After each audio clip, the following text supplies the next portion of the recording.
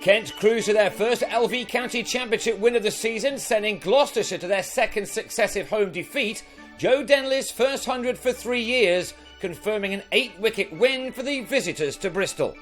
The last day of this match all went Kent's way. From the moment Ivan Thomas disposed of the last Gloucestershire wicket with the very first ball of the morning, Matt Taylor turning a half volley straight to Daniel Bell-Drummond at mid-wicket. Gloucestershire were all out for 282, and that left Kent 241 to get, only for Bell-Drummond to fall in the second over of the chase, walking into a drive off Craig Miles and edging to Chris Dent. Gloucestershire were emerging as the slight favourites when Brendan Nash was very coolly taken behind the stumps by Gareth Roderick off Liam Norwell with a total on 35 for 2. Winning their last 2 games on the road would have given Gloucestershire plenty of confidence, a confidence that will have grown further after those 2 early dismissals, the second of which occurred before midday. Yet in the best cricketing weather of the summer in this part of the West Country, Nash's wicket was to be the last to fall in the match, as Denley and Sam Northeast calmly went about their business for the remainder, turning what looked to be a tricky situation to a rather comfortable victory. It wasn't all plain sailing. Northeast, who's had a run of low scores after an encouraging start to the season, edged David Payne just wide of the slips, while there was the occasional play and miss from both batsmen. There was all to play for when the afternoon began, with Kent on 85 for 2, but a lack of victims early in the middle session meant that the visitors were soon on their way.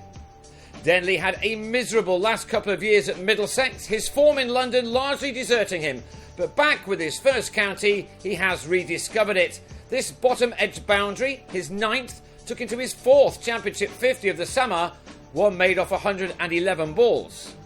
The former England man was starting to enjoy himself, this shot bringing up the 100 partnership with Northeast, and the runs required were soon into double figures. Gloucestershire perhaps weren't helped by a lack of a frontline spinner, Dent used instead only to be treated with disdain by Denley, this shot going all the way. Northeast matched his partner by also securing his 4th 50 of the season, his occupying 98 deliveries, his 8th 4 taking him to his mark. This was all becoming a lot easier than many people would have thought at the start of the day. Kent in fact were marching towards the winning line.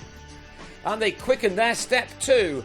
Gloucestershire proved on the previous day that once the ball softened, runs could be scored on this pitch, one which has become easier to bat on as each day passed by.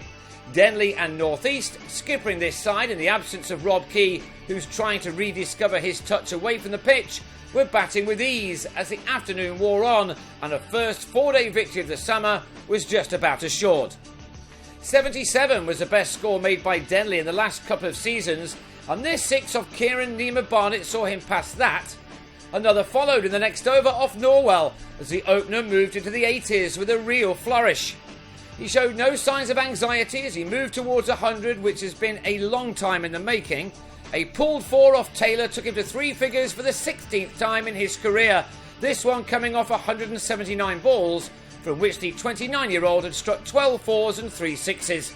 His relief was there for all to see. He can only hope that this is the start of a second coming. By the end of the game, both he and Northeast had gone past 400 runs in this championship season. Northeast's 88 his best effort so far as well. Tea wasn't needed as Denley thumped Taylor over the top to secure the win.